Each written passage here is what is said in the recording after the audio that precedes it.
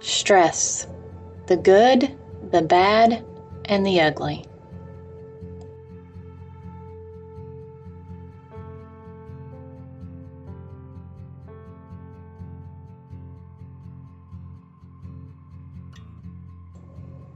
Presented by the University of North Georgia's Office of Student Counseling. Unfortunately, having a life with no stress does not exist. How would you rate your current stress level? For every item on the following lists of symptoms, both physical and psychological, that you have experienced in the last week, give yourself 1 point.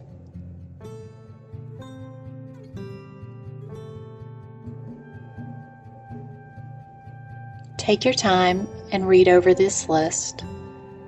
Again, giving yourself 1 point for each item that you've experienced in the past week.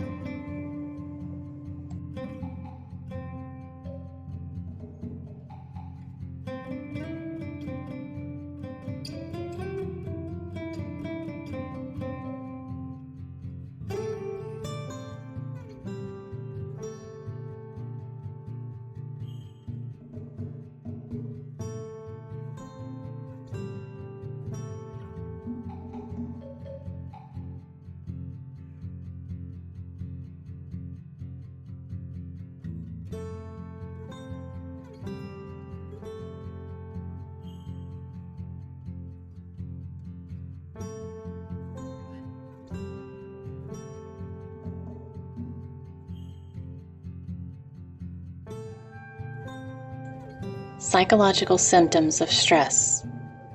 Again, take your time with these lists and give yourself 1 point for each symptom you've experienced in the past week.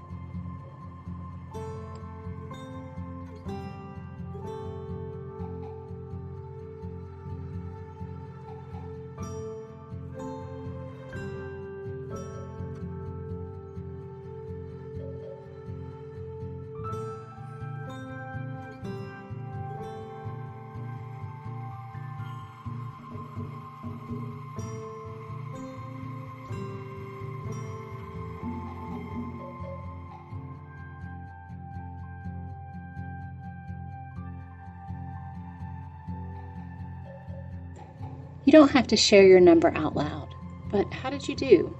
What is your number? Are you 0 to 7, which is low stress? Or 8 to 14, which is moderate stress? 15 to 21 is high stress. 22 or over is considered very high. The following items are common sources of stress for students. Perfectionism. Perfectionism is the tendency to place unrealistic demands on yourself and possibly others. Some common traits of perfectionists include fear of failure, self-criticism, obsessive thinking, reassurance seeking, and setting unattainable goals. Getting caught up in the minutiae, which means becoming overly concerned with or focused on the smallest, most trifling of details, especially to the point of being oblivious or inattentive to more important issues. Lack of experience with failure. We have all failed or not done as well as we had hoped or planned. Taking failure personally can leave you feeling stuck. Learning to not take it personally and learning from your experience are key to success. Not overcommitting. Sometimes it's hard to say no and set boundaries around your time, but this is an important skill for college and for life. This is the Yerkes-Dodson curve, or more commonly known as the stress curve. Here we see that if we have too little stress, our productivity is low. But as our stress increases, we can reach an optimum level of stress, which helps propel us into good performance or great performance. However, we can begin to experience too much stress, where we start to feel fatigue and exhaustion, and our performance begins to go back down. We can even experience so much stress that we move into anxiety and panic and burnout. The following items can be stressors or they can be protective factors, depending on how you use them and apply them in your daily life. According to the American Academy of Sleep Medicine, college students need 7 to 9 hours of undisturbed sleep a night. If you're getting less than this, it can lead to difficulty concentrating, slower reaction times, anxiety, irritability, depression, and possibly even poor health. Diet. Eating wholesome and balanced meals and snacks throughout your day has a direct impact on your mental health and your ability to tolerate stress.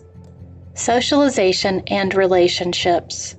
Healthy connections are important to your mental health. Cognitive patterns and cognitive distortions, meaning the way we interpret events and the ways that we speak to ourselves. How we speak to ourselves is incredibly important. Health. Taking care of your physical health has a direct impact on all other areas of your life. Finances can be a source of stress. Learning how to budget in college is a good idea. Academics can be a big source of stress for students. Learning how to stay focused and not procrastinate are key. Having short-term and long-term goals can be a protective factor against stress. Having good time management and organization are keys to success. These factors that we just went over, which can be stressors or protective factors, can help move you on the stress curve, either to the left or to the right, depending on how you're using those factors. How do you move to the left? How do you reduce your stress? Using the factors we just spoke about. You can do that through self-care, adaptive responses, meaning if you're feeling overwhelmed or anxious, choose to do a task that reduces that. Having positive forces in one's life, and choosing to engage in healthy habits and hobbies. Unfortunately, you can also move to the right, meaning fatigue, exhaustion, maybe anxiety, or burnout. How do you move to the right? Lack of self-care, maladaptive responses, negative forces in one's life, and engaging in unhealthy habits. The bad thing is that stress is inevitable. But the good thing is that you have some control over which direction you move on this stress curve. How we take care of ourselves is very important. Self-care is intentional. Be intentional with your self-care. Make a plan. Active. Be active and actively participate in your self-care plan. Make your self-care a regular occurrence. Be proactive. Participate in self-care before you feel stressed and overwhelmed. But self-care can be reactive too.